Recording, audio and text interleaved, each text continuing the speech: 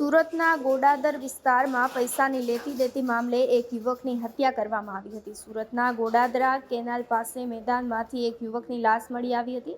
પોલીસે ગણતરીના કલાકોમાં ગુનો દાખલ કરી તેને ઉકેલી કાઢ્યો હતો. મૃતકની ઓળખ સોએબ શેખ તરીકેની સામે આવી છે, તો પોલીસે હત્યાના ગુનામાં જગદીશ કલાલ અને આસિફ શેખની ધરપકડ કરી છે. જગદીશે પોલીસને જણાવ્યું હતું કે શિવાકાંત ઉર્ફ શિવા ટકલાએ સોએબ, નાઝીમ અને એક અન્ય યુવકને પૈસાની લેતી દેતી બાબતે માર માર્યો હતો.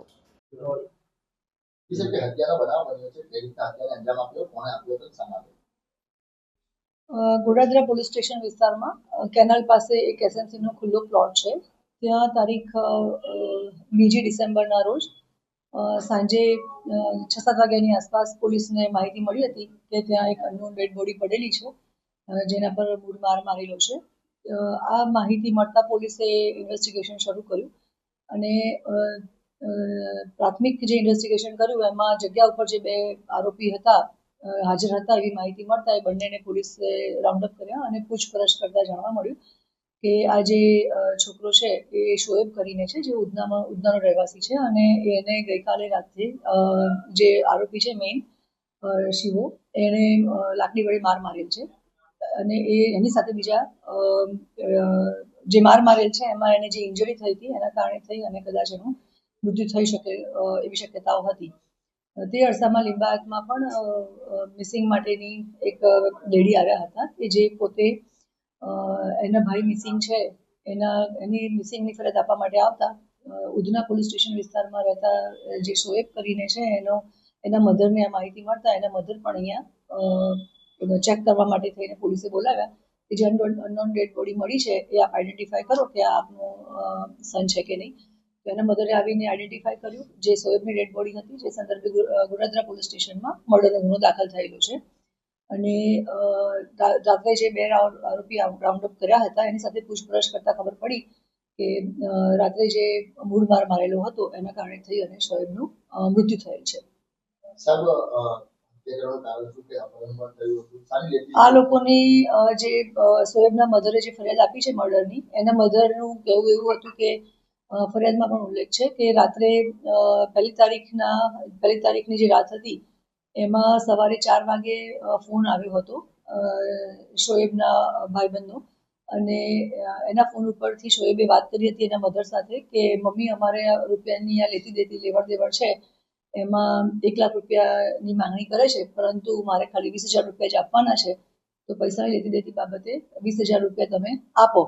એના મધરે કીધું કે અમારી પાસે પૈસા નથી. એમ કરીને એના મધર સૂઈ ગયા. સવારે ફરીથી 8 વાગે ફોન પર વાતચીત થતા પૈસાની લેવડ દેવડની જ બાબતની વાત ચાલતી હતી. પેલી જ્યારે ફરિયાદ આપવા માટે થઈ સોએબના મધર અહીંયા અમારી પાસે આવ્યા હતા, મેં આઈડેન્ટિફાય કરવા માટે મેં બોલાવ્યા હતા, ત્યારે પણ એ લોકોની પૂછપરછ દરમિયાન ખ્યાલ આવ્યો છે કે પૈસાની લેતી દેતીના સંદર્ભમાં જ એ લોકોને આ પ્રકારે મૂળ માર મારેલો હતો અને એનું મૃત્યુ થયેલું છે. સર, જે મિસિંગ છે એ ક્યાં છે અને એની સ્થિતિ શું છે અત્યારે? જે મિસિંગ છે બીજા, જેનું નામ છે ઇદ્રીશ કરીને છે, જે લિંબાયતના રહેવાસી છે, એ અત્યારે મળી આવેલા છે અને એમને પણ મૂળ માર મારેલો હોવાથી પોલીસે અત્યારે હોસ્પિટલમાં એમને ટ્રીટમેન્ટ માટે મોકલ્યા છે. પોલીસ રિપોર્ટ જે મેડિકલ સર્ટિફિકેટ આવશે એના આધારે અમે આગળની કાર્યવાહી એના પર કરીશું, પરંતુ અત્યારે એમની સ્થિતિ સ્ટેબલ છે. અત્યારે બીજો એક મિસિંગ છે, એની સ્થિતિ શું છે, ક્યાં છે?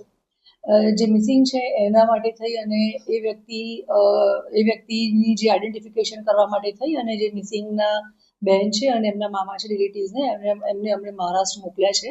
હજી આઈડેન્ટિફિકેશન થયું નથી. જે પ્રકારે આઈડેન્ટિફિકેશન થશે અમે આપને અપડેટ કરીશું. મહારાષ્ટ્રથી શું સમાચાર આવે છે કે મિસિંગની આઈડેન્ટિફિકેશન કરવાની પરિસ્થિતિ શું છે અત્યારે? મિસિંગનું આઈડેન્ટિફિકેશન થયા પછી જ અમે કરી શકીએ ને, કે જે અનનોનની આપ પૂછી રહ્યા છો એ હજી ક્લિયર જ નથી કે જે અમારું મિસિંગ છે કે નહીં. એટલે કોઈ અનનોન વ્યક્તિ વિશે અત્યારે મારે માહિતી આપવી આ લેવલ પર મને યોગ્ય લાગતી નથી. હા, તમામનો જે ઇરશાદ ઉર્ફે જે લિંબાયતના રહેવાસી છે એના ઉપર પણ 323નો ગુનો દાખલ થયેલો છે. જે શોએબ જેનું મર્ડર થયું છે એનો પણ અગાઉ ગુનો દાખલ થયેલો છે. એ મોબાઈલ સ્નેચિંગમાં પકડાયેલો છે અને પાસા પણ થયેલી છે. અને જે આરોપી છે એ પણ અલગ અલગ 302માં 307નો પણ આરોપી છે અને હમણાં જે એને જામીન મળ્યા હોવાથી એ છૂટેલો છે.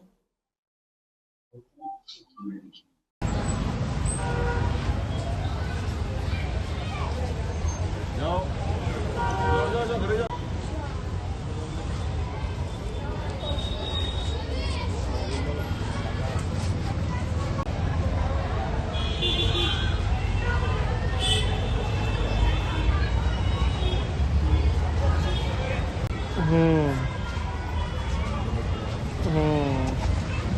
સેવા એમ.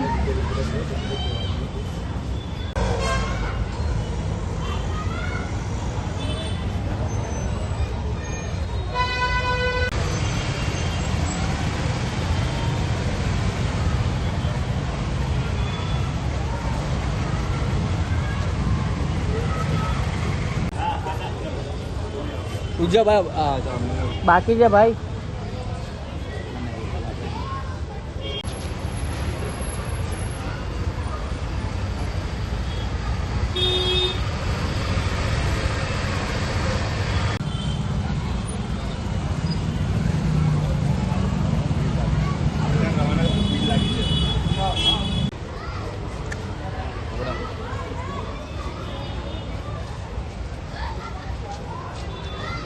એ લઈ જાઓ અંદર દરવાજામાં.